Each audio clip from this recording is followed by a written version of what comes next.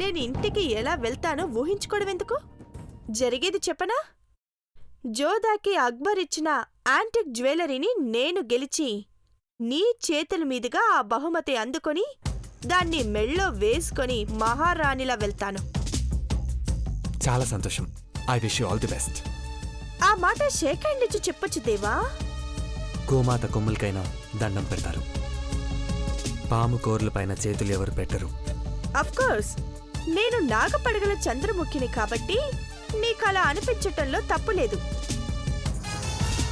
అయితే ఒక చిన్న పందెం వేసుకుందామా దేవా? నేను పందెం కాయాలంటే అవతల వాళ్ళకి అర్హత ఉండాలి. అంతకు మించి ఆశంటే సరిపోదా దేవా?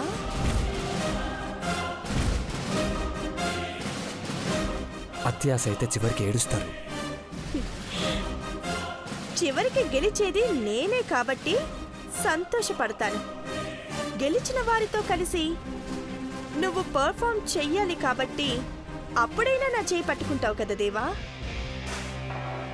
నువ్వు గెలిస్తే విష్ చేస్తాను, ఆ దేవుడు బ్లెస్ చేస్తాడు. కానీ నీతో కలిసి కనీసం ఫోటో దిగడం కూడా నాకు ఇష్టం లేదు. సో నేను గెలుస్తానని అప్పుడు నాతో కలిసి ఎక్కడ పర్ఫార్మ్ చేయాల్సి వస్తుందో అని భయపడుతున్నావా దేవా? భయమా? అంటే భయం అంటే తెలియని వాడవని ఒప్పుకుంటాను. కానీ ఓటమంటే ఏంటో తెలుసు కదా. ఈ పోటీలో నన్ను ఓడించే వాళ్ళెవరైనా ఉంటే రమ్మను. ఫిర్ర వీగితే ఓడిపోతావు.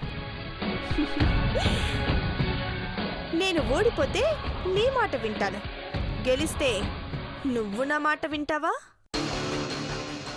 నీ అహంకారాన్ని బట్టి నువ్వు ఓడిపోతావని తెలుస్తుంది. ఒక్క మాట చెప్తాను విను, ఇంకెప్పుడు ఇలా ఛాలెంజ్ చేయకు. ఇదే లాస్ట్ టైం అవ్వాలి. అంత కాన్ఫిడెంట్గా నేను ఓడిపోతానని అంటున్న నీకు నేను ఒక మాట చెప్తాను.